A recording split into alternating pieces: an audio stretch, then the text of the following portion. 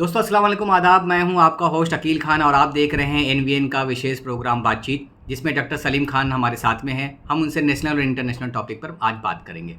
Weaver, जैसे कि आप जानते हैं कि फ़िलिस्तीन, जहां पर अभी तक इतनी सारी बमबारी हो रही थी, निहत्थे बच्चे और औरतों को भी शिकार बनाया जा रहा था इजराइल के ज़रिए, सीज़ फायर होने के बाद हमें ऐसा लग रहा था कि अब ये जुल्म सितम ख़त्म हो जाएगा। लेकिन अगर हमें लगता है अभी तक रब को कुछ और ही मंजूर है और जल्दी ही ये सीज़ फायर ऐसा लगता है कि ख़त्म होने वाला है।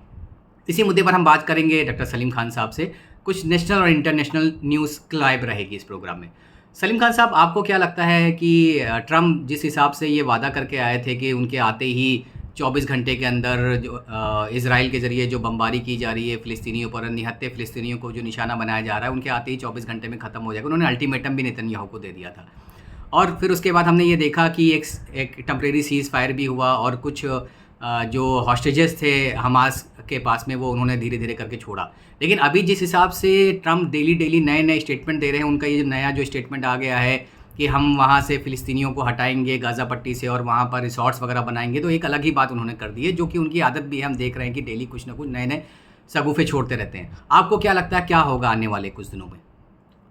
देखिए, एक तो ये हो सकता है कि ट्रंप जो कुछ कह रहे हैं वो नहीं कर सके, और ये खाली ट्रंप के साथ नहीं होता है, दुनिया के सारे बड़े बड़े लीडरों के साथ होता है कि वो बड़ी बड़ी बातें करते हैं। हमारे भारत में भी अच्छे दिन आने वाले थे, 11 साल तक नहीं आए। तो ट्रंप ने जिस तरह से ये बात कही, तो इसमें दो बातें हुई।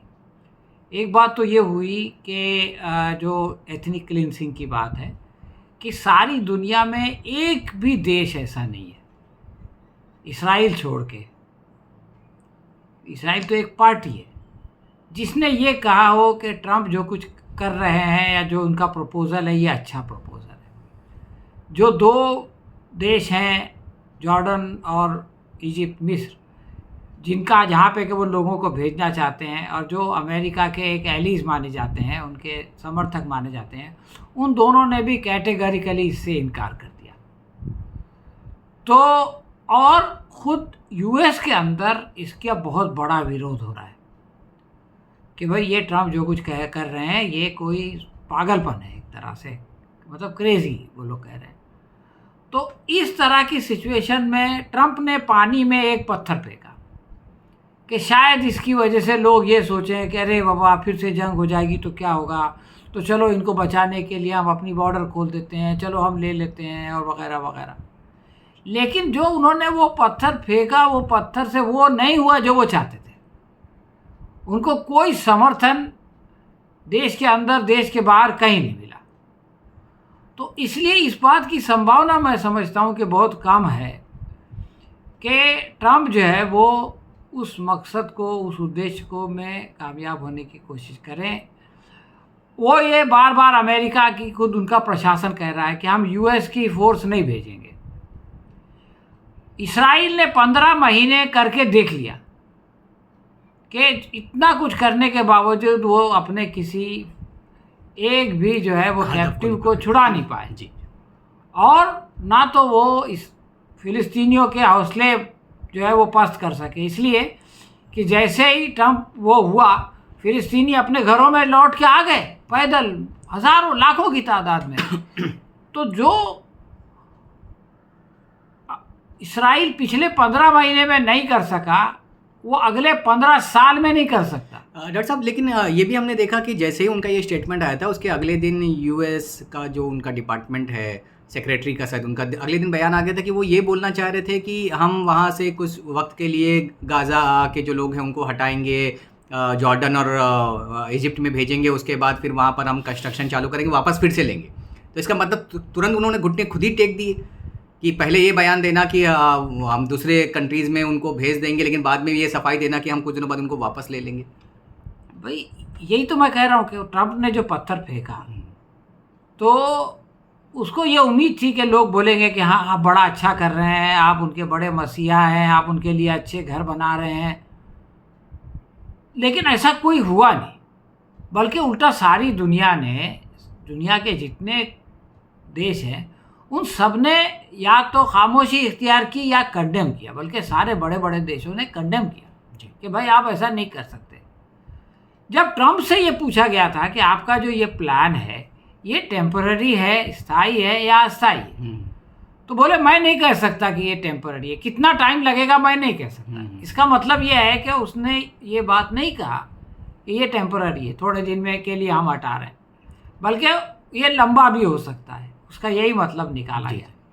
लेकिन जब सारी दुनिया में थू थू होने लगी तो फिर ट्रंप ने ये अपने प्रशासन से कहा कि अब आप ये कहिए कि भाई ये जो है वो टेम्पररी अरेंजमेंट है, और दूसरी बात यह कि हमारी फ़ौज वहाँ नहीं जाएगी, हमारा कोई फ़ौज भेजने का इरादा नहीं है, हम ताकत के बल पे उसको कब्ज़ा करने की।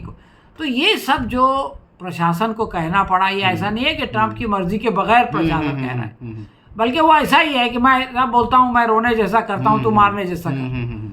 तो उसने तो वो तो पहले ही दिन वो जो प्रपोजल था वो अपनी मौत मर गया। जी सलीम साहब, मैं इसमें इसी से लगता हुआ एक सवाल करना चाहता हूँ कि यूएस में एक टर्मिनोलॉजी यूज़ की जाती है शॉक एंड ऑल, तो उसमें इस तरीके के बयान देना ताकि उसका रिएक्शन देखा जाए। जैसे कि हमने देखा कि जब से ट्रंप आए हुए हैं वो कुछ ना कुछ नए नए सगुफे छोड़ते रहते हैं। कभी कभी कनाडा को वो बोलते हैं कि हमारा हिस्सा बन जाओ, उसके बाद पनामा नहर को बोलते हैं कि ये हमारी हो गई, ग्रीनलैंड को बोलते हैं हम खरीद लेंगे। तो वो क्या इस तरीके से करके शॉक कर रहे हैं डेली लोगों को, और वो फिर वो रिएक्शन देखते हैं कि इसका रिएक्शन क्या आता है। अगर रिएक्शन तगड़ा मिल जाता है तो वो भीगी बिल्ली बन जाते हैं और कुछ ना कुछ सफाई देने लगते हैं। आपको लगता है कि इसी का ही एक पार्ट है ये? ये ट्रंप जब पिछली बार आए थे तो उस वक्त उनसे कहा गया था कि भाई देखिए आप अभी यहाँ के प्रेसिडेंट हैं, तो आप जो है वो सोशल मीडिया पे अपने प्रेसिडेंट के अकाउंट से एक्टिव नहीं रह सकते। तो ऐसा ये बात कही जाती है, मतलब उन्होंने हमसे तो बात नहीं की। तो उन्होंने कहा भाई कहीं लिखा हुआ है क्या? तो उन्होंने कहा नहीं लिखा हुआ नहीं है, ये हमारा जो है वो ट्रेडिशन है। तो उन्होंने कहा मैं ट्रेडिशंस को नहीं मानता। और उसके बाद उन्होंने 4 साल यही किया कि रोज़ सुबह उठते थे, एक शोशा छोड़ते थे, सारी दुनिया में उससे हंगामा होता था, अगले दिन कुछ होता नहीं होता था, नया शोशा छोड़ देते थे। इस तरह से उन्होंने, अब वो बहुत बड़े बड़े वादे करके आए। ट्रंप को बहुत बड़ी जो जीत मिली है वो बहुत बड़े बड़े वादे करके आए। जैसे यही एक वादा है कि उन्होंने कहा था कि मैं जंग ख़त्म कर दूंगा, मैं दुनिया में जंग नहीं चाहता। लेकिन तो लोगों ने कहा अच्छी बात है, और उन्होंने उसको बहुत सीरियसली किया भी। उन्होंने अपना एक आदमी को स्टेटफॉफ नाम है उसका, उसको जो है अपना एक स्पेशल इन्वॉय बनाया। वो इन्वॉय ने जो है ये सीज़ फायर के लिए प्रेशर भी किया। नेतन्याहू को काफ़ी प्रेशर पे प्रेशर डाला, इसलिए कि बाइडन का जो ब्लिंकन था वो प्रेशर रिलीज कर देता था। ये तो जो सीज़ फायर हुआ है ये पिछले साल जून में होना था, लेकिन ब्लिंकन उसको टालता रहा, और आखिर जाते जाते वो ये बोल के चला गया कि भाई इसराइल जीत नहीं सका, इसराइल हार गया है। और उसने ये भी कहा कि जितने लोगों को हमास के इन्होंने शहीद किया है उतने लोग उन्होंने रिक्रूट कर लिए। ये ब्लिंकन ने जाते जाते कहा, लेकिन ये बहुत लेट हो चुका था। तो वो जो टाल मटोल का मामला चल रहा था, जो बाइडन को वो समझाता था और जो बाइडन उसकी बात में आ जाते थे, वो सिलसिला इसने ख़त्म कर दिया। नवंबर में आते ही उसने अपना एक स्पेशल इन्वॉय बनाया। उसने कहा कि नहीं ये होगा। लेकिन वो एक चीज़ होती है कि इंसान क्या करना चाहता है, और दूसरी चीज़ होती है कि इंसान क्यों करना चाहता है। तो जब क्या करना चाहता है का सवाल यह है कि मैं जंग बंद करना चाहता हूँ, तो हर आदमी खुश हो गया। लेकिन क्यों करना चाहता है ये किसी ने उस वक्त पूछा नहीं। और अब ये बात सामने आई कि वो इसलिए करना चाहता है ताकि वहाँ पर एक रिवेरा और वो कर सके। और ये बात एक्चुअली उनका जो दामाद है वो ये बात 1 साल पहले कर चुका है कि ये जो गाज़ा का सी शोर है ये दुनिया का सबसे अट्रैक्टिव सी शोर बन सकता है, बिजनेस, और इसको दुनिया भर के जो वो है सैयाह है, जो घूमने फिरने वाले लोग हैं, समुद्री किनारे जो हैं उसमें सबसे बेस्ट हो जाएगा। सामने जो है वो ब्लू सी है और बहुत खूबसूरत होगा। तो इसने अपना बिजनेस वाला दिमाग लगा तो लिया। और वो आदमी रियल एस्टेट में है, वो आदमी लाइबेरिया और सर्बिया में ये काम कर रहा है, वहाँ के तबाहशुदा इलाकों में वो घर बना रहा है। और अब पता चला कि ये जो सेटकॉफ जिसको के इसने बनाया था वो खुद भी रियल एस्टेट टाइकून है, और उसके जो है वो उनके जो बेटा दामाद है उससे बहुत नज़दीक के रिलेशनशिप है, यानी एक तरह से आप कह सकते हैं कि पार्टनर है। तो ट्रंप के बारे में ये बात है कि पिछली बार इन्होंने कहा था कि मैं ब्राज़ील और मेक्सिको के लिए दीवार बना दूंगा, तो भी लोगों ने ये कहना शुरू कर दिया था कि वो दीवार बनाने का कॉन्ट्रैक्ट ले लेगा, वो बिल्डर है।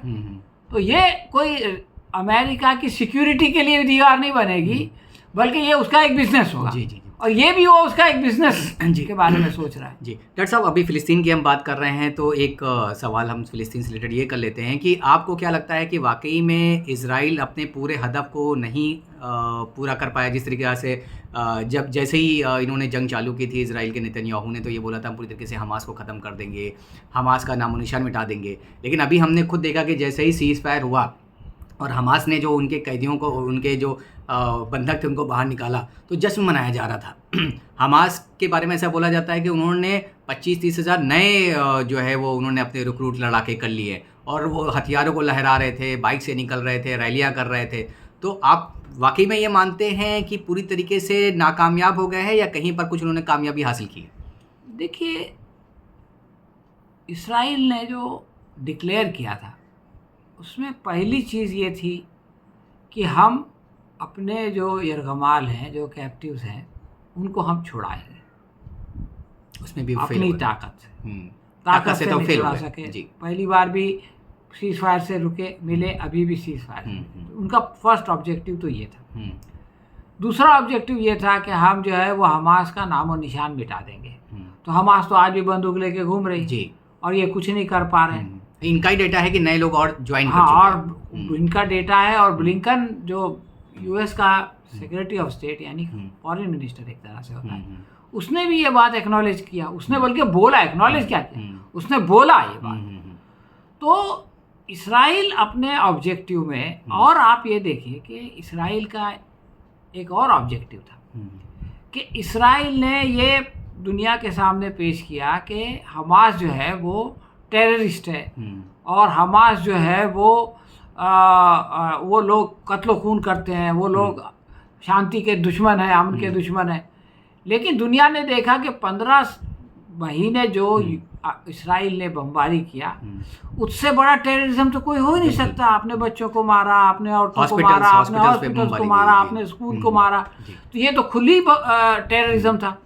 और जो इंटरनेशनल कोर्ट ऑफ जस्टिस है उसने इसके खिलाफ वारंट निकाला हुआ है। तो जो इनकी पोजीशन थी कि हम तो साहब अमन के वाले हैं, पीस वाले लोग हैं और ये टेररिस्ट हैं, तो आज 15 महीने के बाद सारी दुनिया ये कह रही है कि तुम टेररिस्ट हो, तुम जेनोसाइड करते हो और वो लोग तो अपनी आज़ादी की जंग लड़ रहे हैं और तुम ऐसे जुल्म करते हो तो तुम्हारे खिलाफ तो लड़ना ही चाहिए। मतलब इन्होंने 15 महीने के बाद सारी दुनिया को ये समझा दिया कि कौन क्या कर रहा है। जिसको आप टेररिस्ट कह रहे हैं वो अपनी आज़ादी की जंग लड़ रहा है, और जिसको लोग ये समझ रहे हैं कि दुनिया की सबसे बड़ी डेमोक्रेसी है, तो वो जो है वो दुनिया का सबसे बड़ा जेनोसाइड करने वाला, सबसे बड़ा कत्लेआम करने वाला। डॉक्टर साहब, उन्होंने जैसे ये बंधकों को उनको छोड़ा और वो जो तस्वीरें सामने आ रही, वीडियो सामने आ रहे हैं, तो उन्होंने भी बहुत अच्छी मिसाल बंधकों के साथ पेश की। उन्होंने गिफ्ट वगैरह दिए, बहुत अच्छे से उनको उन्होंने सौंपा उनके परिवार वालों को और उनके सैनिकों को। तो ये भी जताता है कि वो बेहतर इंसान भी हैं और वो उनकी आज़ादी के लिए लड़ रहे हैं। जी, ये तो देखिए, एक होती है कि दूर की सोच, फार साइटेड प्लानिंग, एक होती है कि इमीडिएट सोच। इमीडिएट सोच क्या है कि मैं जो है वो जाके बमबारी करूँगा और मैं उनके टनल में पानी डाल दूंगा और वो लोग सब अला के हमारे वो छोड़ देंगे और उसकी वजह से सारे इसराइल में मैं हीरो बन जाऊंगा और फिर मैं इलेक्शन जीतता रहूंगा और मैं हमेशा। ये है छोटी सोच, जी, इमीडिएट फ़ायदा है। दूसरी सोच क्या है कि आज जब हम इसको लाए हैं, कल हम इनको छोड़ेंगे, इसलिए कि हमको उनको मारना नहीं है। जी, हमको जो हमारे सैकड़ों लोग इसराइल की जेल में बंद है उनको छुड़ाना है। और आज आप देखिए, एक के मुकाबले 30, एक के मुकाबले 50 लोग छुड़ा रहे हैं वो लोग। तो उनको ये मालूम था कि ये हम इनको वापस करने वाले हैं और ये वापस जाने के बाद हमारे बारे में दुनिया को बताएंगे कि हमने उनके साथ क्या सुलूक किया। अगर हमने इनके साथ बदसलूकी किया तो ये सारी दुनिया को बताएंगे कि ये ऐसे हैं, और अगर हमने अच्छा सुलूक किया तो, और वो ये जो लोग हैं ये इस्लाम के मानने वाले हैं। आप देखिए इस्लाम की जो इतिहास देखेंगे तो उसमें बंदी तो जंग में बनाए जाते हैं, इसके लोग उसके पास रहते हैं, उसके लोग इसके पास रहते हैं, कोई नई बात नहीं है। लेकिन कभी भी जो है वो इस्लाम के इतिहास में बंदियों के साथ बुरा सलूक नहीं किया। बल्कि जब पहली जंग हुई थी तो उसमें जो लोग बंदी बनाए गए थे तो उसमें उस वक्त जेल का सिस्टम नहीं था, तो लोगों से कहा गया कि अब आपका ये, आप इसका ख्याल रखिए, आप इसका ख्याल रखिए। तो लोग जो खुद भूखे रहते थे लेकिन उनको खिलाते थे। जी डॉक्टर साहब, इस सेक्शन का, फ़िलिस्तीन के सेशन का ये हमारा आखिरी सवाल रहेगा आपसे। हमने ये देखा कि जैसे ही ट्रंप का ये बयान आया कि हम वहाँ पर रिसॉर्ट्स वगैरह बनाएंगे और इनको हवाले कर देंगे इजिप्ट के, और इनके जो बॉर्डर मिलता है जॉर्डन के, इसका बिल्कुल अपोजिट रिएक्शन आया। हमें पूरी दुनिया इस तरीके जैसे जानती है कि किस तरीके का गेम प्ले करते हैं जॉर्डन और इजिप्ट, लेकिन उनका भी बड़ा सख्त रद्द-ए-अमल आया कि नहीं, बिल्कुल हम इस पर बिल्कुल भी एक्सेप्ट नहीं कर सकते हैं और ये पॉसिबल ही नहीं। और यहाँ तक कि जो मिडिल ईस्ट में सबसे बड़ा अलाई बोला जाता है सऊदी अरब को, तो सऊदी अरब का क्राउन प्रिंस का भी ये बयान आ गया कि भाई आप फ़िलिस्तीनियों को इजिप्ट और जॉर्डन ना बेच करके इजराइलियों को आप ग्रीनलैंड पे क्यों नहीं भेज देते हो, जिसको आप खरीदने वाले हो, आप वहाँ पे जाके बसा दो। तो आपको लगता है कि वाकई में क्या समीकरण पूरी तरीके से चेंज हो गए? अब ये वो वक्त नहीं रहा कि जब रात के वक्त में ऐलान होता था कि अमेरिका इराक के ऊपर बमबारी कर दो, बमबारी हो जाती थी और पूरा इराक तबाह कर दिया था। अब वैसे हालात नहीं है। अब जो है दुनिया जो है वो मल्टीपोलर हो रही है। वहाँ रशिया भी एक तरफ खड़ा हो गया है इनके सामने, एक तरफ चाइना भी खड़ा हुआ है, और सऊदी अरब का भी जो ब्लॉक है वो भी अब बड़ा जागरूक हो गया है कि वो दिन चले गए हैं अमेरिका के, उससे इतना डरना नहीं जैसे पहले डरा जाता था। एक तरफ ईरान जिस पर इतनी सारी सख्तियाँ लगा दी गई, आज वो अपने दम पे खड़ा हुआ है, ऐसी ऐसी मिसाइलें और टेक्नोलॉजी बना रहा है कि जबको उसको इन्होंने दीवार से लगा दिया था। एक तरफ तुर्की भी पहले से बेटर हो गया है और उसके वो फाइटर जेट्स बना रहा है जो कि यूरोप और अमेरिका यूएस में नहीं बन रहा है। तो आपको लगता है कि हालात बहुत चेंज हो गए, इतना आसान नहीं है पहले की तरफ बड़की मारना और किसी भी मुस्लिम ममालिक को जाके ख़त्म कर देना? देखिए, ये तो सही बात है कि आज जो है वो ब्रिक्स जो बनी है वो, और चीन अकेला भी जो है वो अमेरिका से ज़्यादा है। कर्ज जो है वो चीन का अमेरिका के ऊपर है जी, और उनका जो मकरूज है बजट खुद होता अमेरिका है, चाइना हाँ, का, उसका एक बड़ा पोर्शन सिर्फ इंटरेस्ट पेमेंट के ऊपर खर्च होता है, और वो इंटरेस्ट पेमेंट दुनिया के दूसरे ममालिक को होता है, मैक्सिमम चीन को होता है। चीन जो है वो फौज में भी बहुत बड़ा हो गया है, एक इकोनॉमी पैरेलल बन गई है। यूक्रेन में रशिया आया था, उसको ये लोग निकाल नहीं सके। लेकिन मैं ये बोलता हूँ कि एक मॉरल ग्राउंड भी रहता है। जैसे ये लोग जब अफ़गानिस्तान आए तो उस वक्त इन्होंने एक बात कही कि भाई हमारे वर्ल्ड ट्रेड सेंटर को इन्होंने गिरा दिया, और वो वर्ल्ड ट्रेड सेंटर को गिराने वालों में उसामा बिन लादेन जो है उसके वो थे, उसका एक जवाब था उनके पास, एक जवाब था, जस्टिफिकेशन।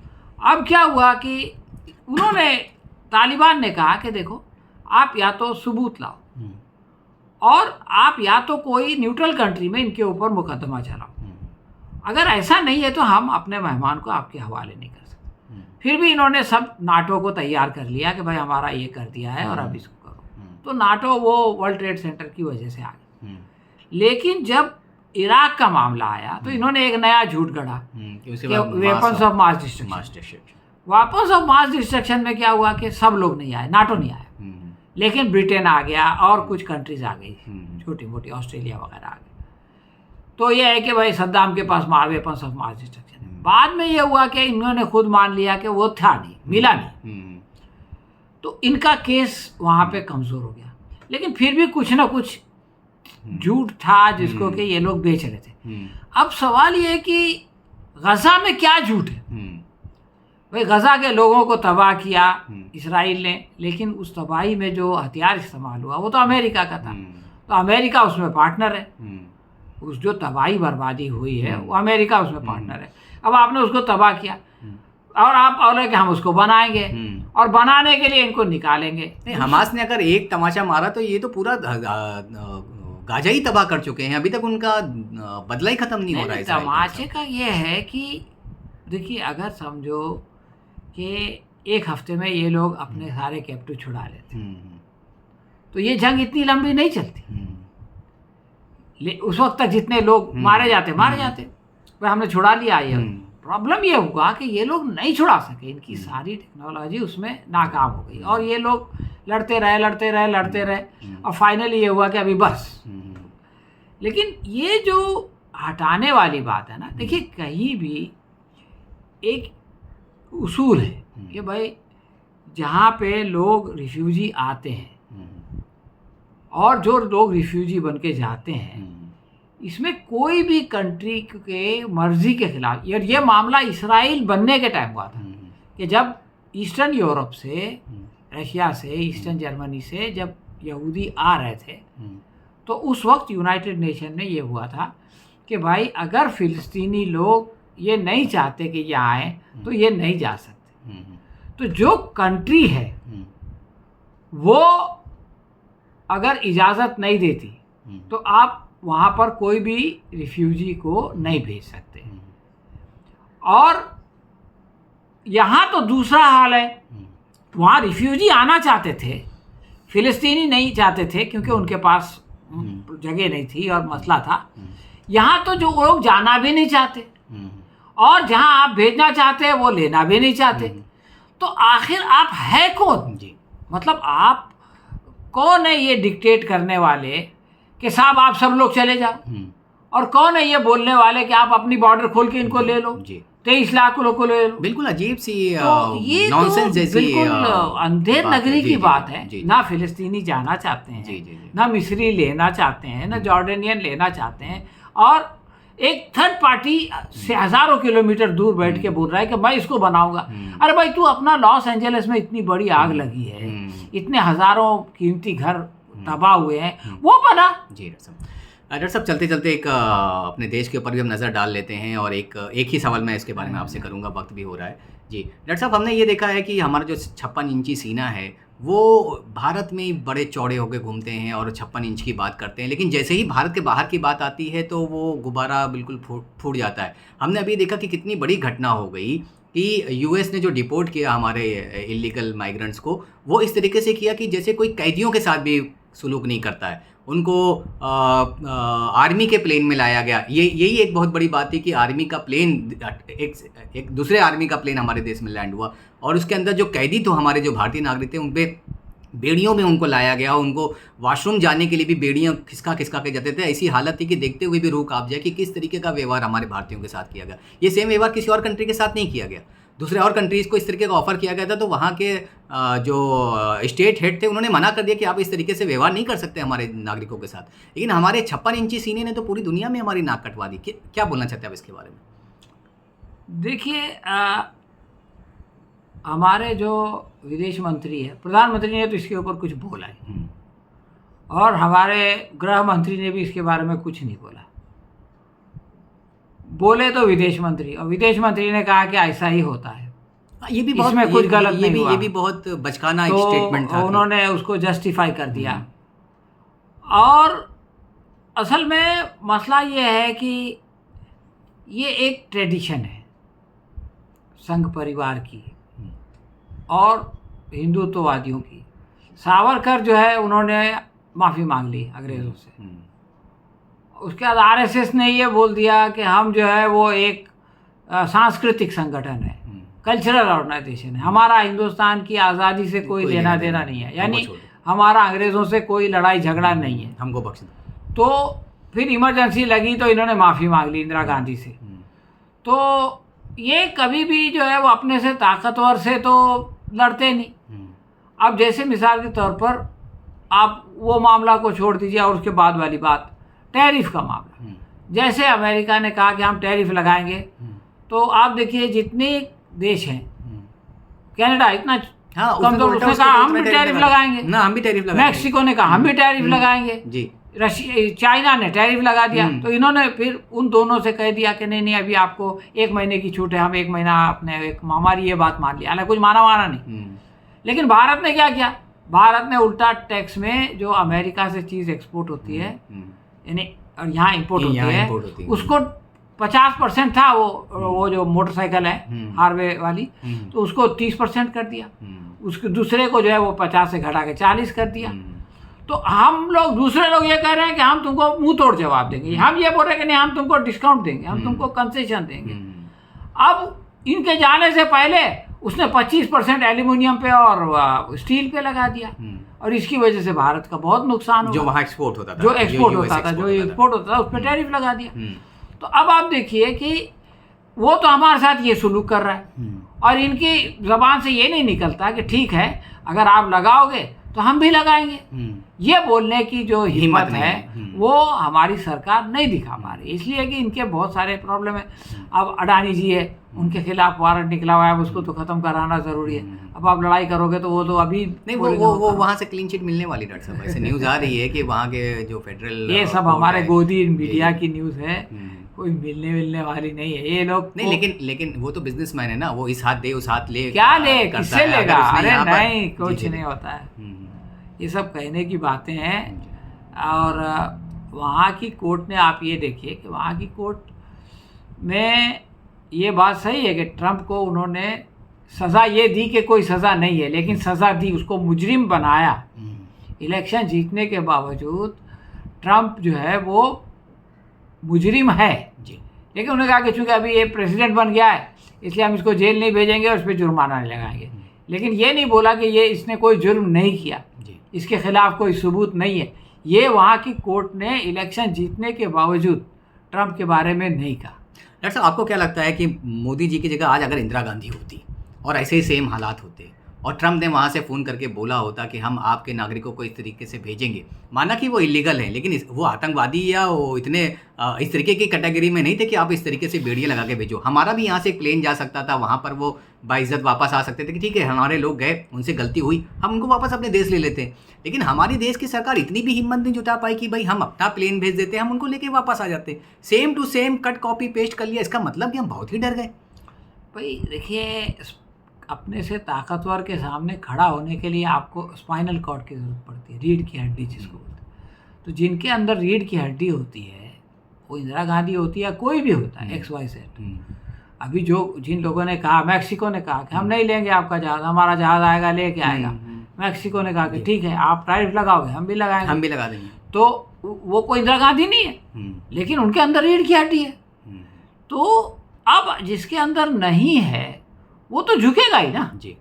तो सीधा खड़ा होने के लिए आपको स्पाइनल कॉर्ड की जरूरत पड़ती है, अब वो है नहीं, तो इसकी वजह से ये होता है, इसमें कोई और सामने वाला जो कंट्री है वो हमसे बड़ा है, मजबूत है। हाँ, अपने से ताकतवर के सामने बांग्लादेश होता, म्यांमार होता, पाकिस्तान होता, भाई बांग्लादेश म्यांमार में भी क्या कर लेते 2 बार। नेपाल से कुछ नहीं हो रहा है, नेपाल जो है वो इतना, नेपाल क्या, वो मालदीव, कौन क्या है, मालदीव था, क्या कर लिए, उन्होंने कहा कि नहीं जाएंगे, वही जो थोड़ा सा वो हुआ ऐसा वैसा, फाइनली उसने कहा नथिंग डूइंग, जाएंगे तो जाएंगे। जी डॉक्टर साहब, बहुत बहुत शुक्रिया अपना वक्त देने के लिए। व्यूवर्स, तो ये थे डॉक्टर सलीम खान साहब, इनसे हमने नेशनल और इंटरनेशनल जो इस वक्त के करंट टॉपिक्स है उस पर डिस्कस की।